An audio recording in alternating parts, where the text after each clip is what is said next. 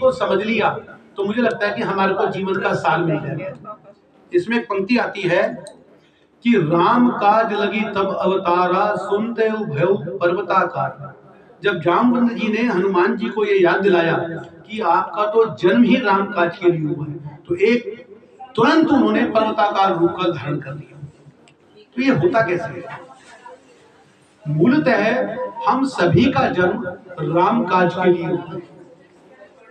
जिस पल हमारी चेतना जग जाती है, जिस पल हमें इस बात की अनुभूति हो जाती है कि हमारा जन्म राम काज के लिए हुआ है, उसी वक्त मुझ में से मैं समाप्त हो जाती है और जिसे मोक्ष अवस्था बोलते हैं, मोक्ष अवस्था जीवन मुक्ति की अवस्था प्राप्त हो जाती है और तुरंत हमारी चेतना हम उस परम चेतना से और जुड़ जाती है और हम सीमित से असीम हो जाते हैं।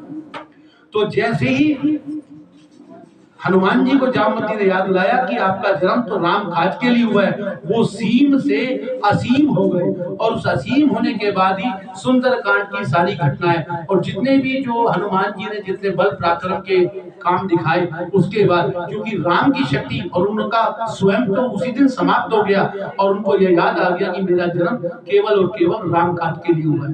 बचपन में कथा आती है, हनुमान जी शंकर जी के अंश है और वो तो खेल खेल में माँ की गोदी से गिरे चट्टान पर, तो चट्टान टूट गई, तो भजन बलि नाम मिला।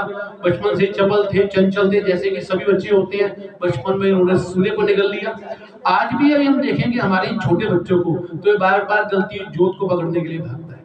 तो हमारे बच्चों में जितनी क्षमता है, ये आज भी उस जोत को पकड़ते हैं और भगवान जी ने पूरे संसार की जोत को पकड़ लिया था। ये सब हनुमान जी का ही रूप है। चपल थे, चंचल थे, ऋषि मुनियों को तंग करते थे, ऋषि मुनियों ने डांटा, श्राप दिया कि आप अपनी शक्ति भूल जाओ। देवता प्रकट हुए, विनती करी कि इनका तो जन्म ही राम काज के लिए, यदि अपनी शक्ति भूल गए तो जन्म निष्फल हो जाएगा।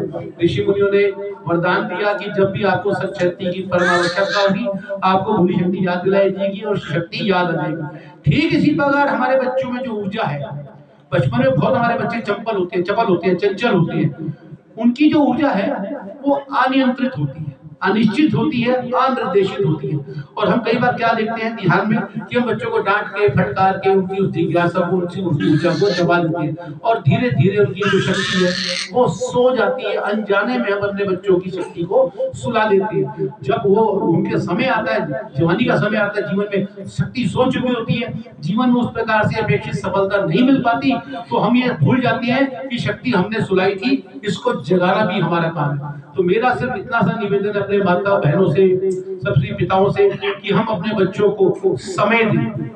उनकी बचपन की जो ऊर्जा है, जो सहज स्वभाव है, उसको हम दबाए ना, उनकी ऊर्जा को निर्देशित करें, नियंत्रित करें और सही दिशा में शिक्षा के माध्यम से, संस्कार के माध्यम से तो हम दिशा देंगे, तो निश्चित तौर से हमारे बच्चे ज्यादा सकारात्मक रचनात्मक कार्य कर पाएंगे और अपने जीवन के मूल उद्देश्यों को, धर्म अर्थ काम और मोक्ष की जो सिद्धि कहते हैं, उसको हम सफल पाएंगे, कर पाएंगे।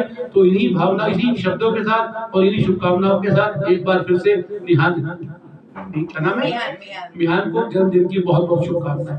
और अब मेरी